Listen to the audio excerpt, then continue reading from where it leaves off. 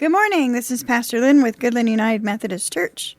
As we continue our 101 things you should do before going to heaven, we're up to number 10.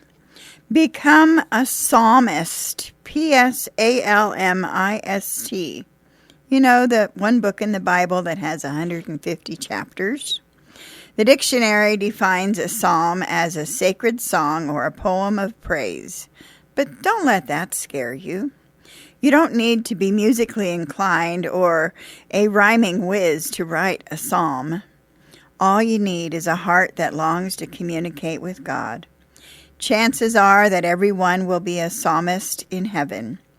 The choruses of praise will never end, and there's no reason you can't start that Thanksgiving celebration a little early. Begin by taking a look at the book of Psalms in the Bible. Read a few random chapters. Savor them.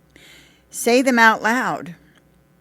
You'll find that what characterizes the prayers in this book is the raw emotion with which the writer talks to God.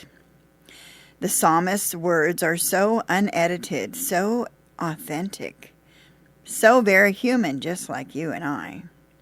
They share the details of what's going on in their lives, the good, the bad, and, well, even the ugly. They ask for God's help, and they complain when they feel God isn't paying attention. Have you ever felt that way? They are honest and open about experiencing the mountaintop highs of the victory and the deep canyon lows of despair. They reiterate the many ways that God has come through for them in the past, in the present, and in the future. They whine about how tough things are in the present. They voice their dreams for the future, and they tie everything together with ribbons of praise. Through a roller coaster of circumstance and emotion, the writer of the Psalms remains close enough to God to be awestruck with wonder. When was the last time that happened to you? When have you risked letting go so that it can happen again?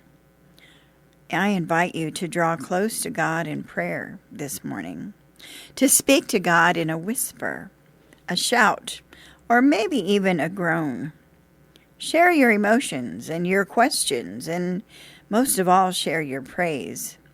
Then write down how your heart responds to God's presence. Make what you write a gift that you give directly back to Him. If you're really daring, you might even sing out the words. God doesn't care about the words or the tune as much as He cares about the heart of the writer who has created them. So go ahead and become a psalmist. This is Pastor Lyn. Have a good and godly week.